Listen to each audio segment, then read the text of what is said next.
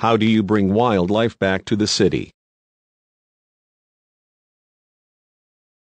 Many cities are challenging places for wildlife, full of people, noise and pollution.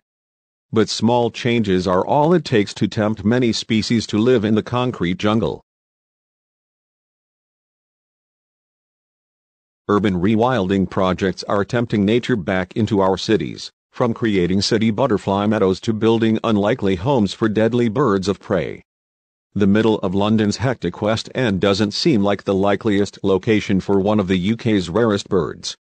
There are only an estimated 20 to 40 breeding pairs of black redstarts in the country. But in recent years, without being artificially introduced into the area, this rare bird has started to make a home in this crowded part of central London. The black redstart isn't the only unexpected species of wildlife to start living inconspicuously in urban landscapes.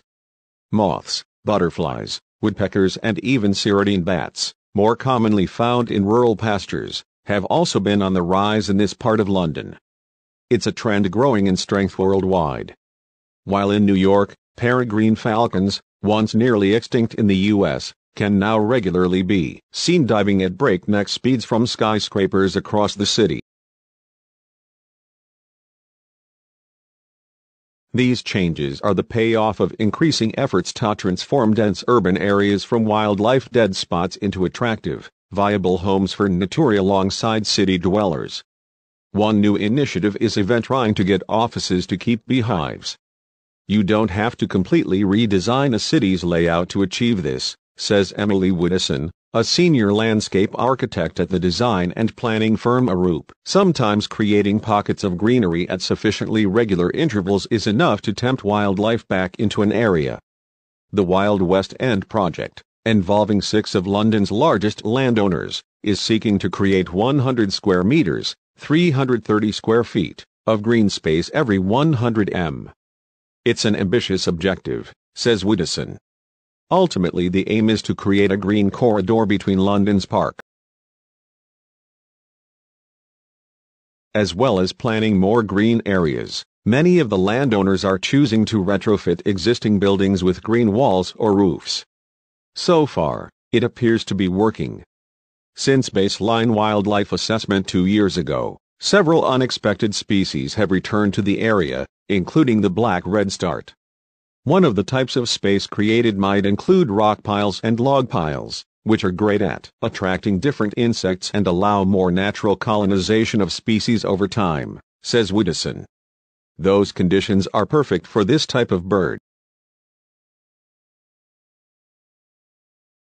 We realize that planning, development, architecture and industrial design are all complicit in wiping out other species on this planet, Mitchell Joachim.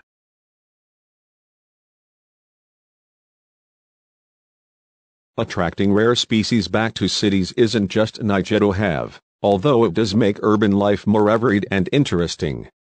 Some of the species tempted back by such programs are the ones we rely on heavily for food security, such as pollinators like bees and butterflies. Their populations are plummeting globally.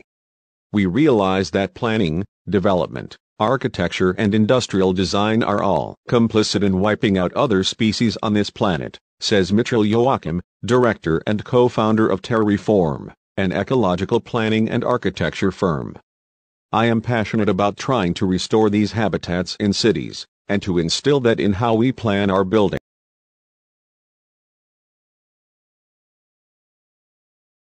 Sometimes that means planning a giant, 8 transparent vertical meadow into the walls of an office building in Manhattan.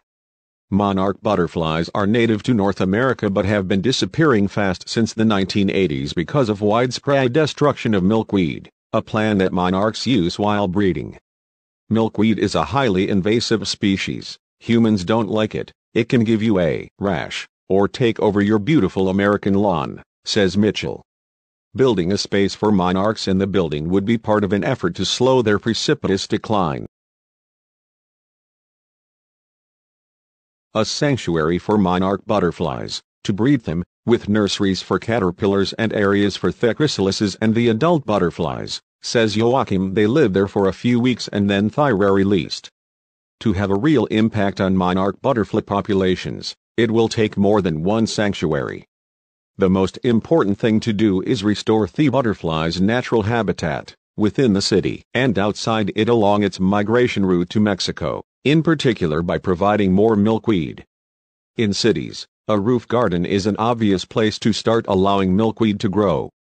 One such roof garden is planned to sit on top of the butterfly building, where the insects are greeted when they are released into the open air. But this is something that everyone who owns or rents a property can contribute to, not just the proprietors of large landmark buildings. To make a long-term difference, people need to look past the state of their lawns and leave the milkweeds intact. One place that the peregrine falcons thrive turned out to be quite unexpected.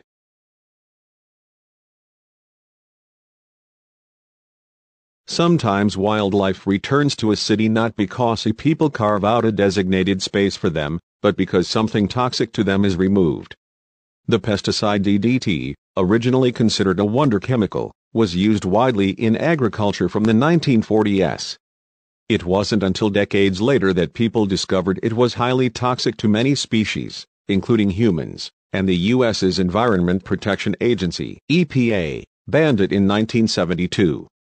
Among the worst affected were birds of prey, because the toxin accumulated up the food chain. The U.S. population of peregrine falcons, the world's fastest bird of prey, was decimated, and by 1970 the birds were on the edge of extinction. A group of scientists set up a conservation initiative called the Peregrine Fund, to try to breed peregrines in captivity until they could be released into the wild. One place where the peregrine falcons thrived turned out to be quite unexpected.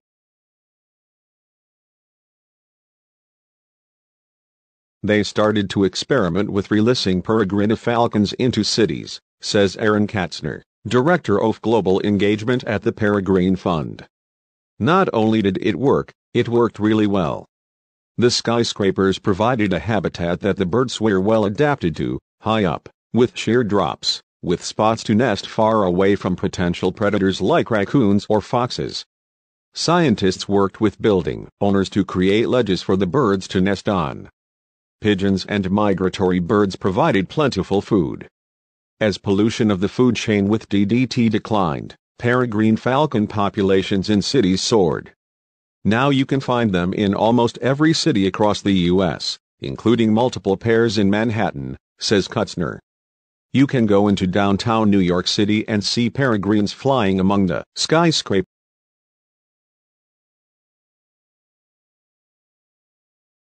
The long game is not just to build green compromises to existing city areas, but to shift what development looks like in a city.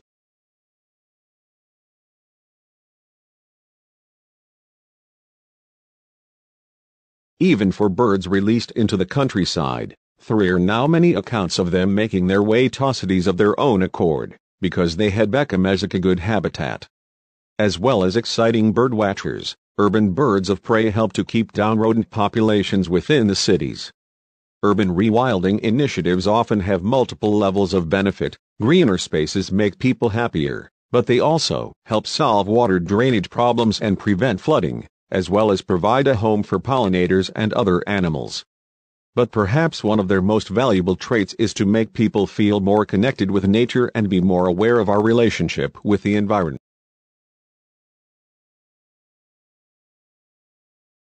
The long game is not just to build in green compromises to existing city areas, but to shift what development looks like in a city. Until recent years, urbanization has meant turning green areas with the concrete, asphalt and glass of traditional buildings and infrastructure. That transformation has unsurprisingly ended up being bad for our mental well-being, physical health, environment, ecosystems and wildlife. Rewilding is one way to reverse that process, prioritizing plants and animals first, and paving the way for the benefits to our health, well-being and the urban environment that follow.